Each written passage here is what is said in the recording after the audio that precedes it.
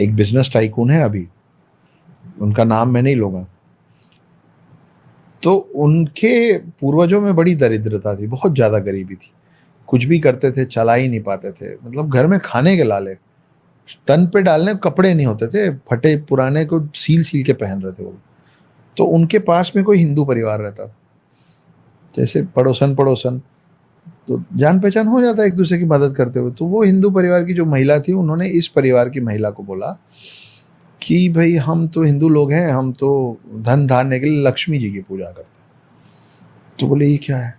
उनको बताया गया कि लक्ष्मी जी ऐसी दिखती हैं और उनकी पूजा करने से समृद्धि आती है।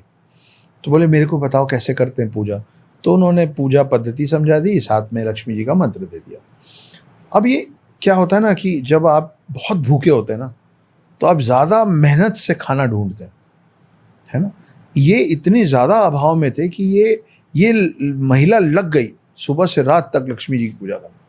मंत्रोच्चारण सुबह से रात तक चल रहा है, रोज़ पूजा हो रही है, रोज़ पूजा हो रही है। आप सोचिए कि कलयुग में ऐसा कहा जाता है कि उस झोपड़ी के अंदर लक्ष्मी जी सच में आ गई। मैं 4 पीढ़ी पहले की बात कर रहा हूँ। लक्ष्मी जी सच में आ गए उनके सामने और बोली मैं बहुत प्रसन्न हूँ तुम्हारे पूजा पाठ से, तुम्हारी तपस्या से, मांगो क्या मांगती हो। अब उसको ये नहीं मालूम था कि लक्ष्मी जी की तासीर है कि वो आएंगी तो, लेकिन वो ठहरेंगी नहीं, वो चली जाएंगी, कभी ना कभी चली जाएंगी। उसको मालूम नहीं था। तो उसने बोला कि बस अब मेरा एक ही मानना, मतलब एक ही मांग है आपसे, मैं बस ये मांग रही हूँ कि अब जो आप यहाँ आ गई ना, इस घर से कभी जाइएगा मत, आप बस यहीं रहिए। तो लक्ष्मी जी बोली ये तो हो ही नहीं सकता है। विष्णु जी ने जब मुझे ये वरदान दिया था कि आप पृथ्वी में जब चाहें, जिसके पास जाएं, जितना चाहें धन दे सकते हैं, तो हमारे उनके एग्रीमेंट में उन्होंने एक कंडीशन लगा दी थी, क्लॉज अप्लाइड है कि आप जब चाहें, जितना चाहें, जिसको चाहें दे तो सकते हैं, लेकिन मैं जब चाहूँ उसको वापस ले सकता हूँ।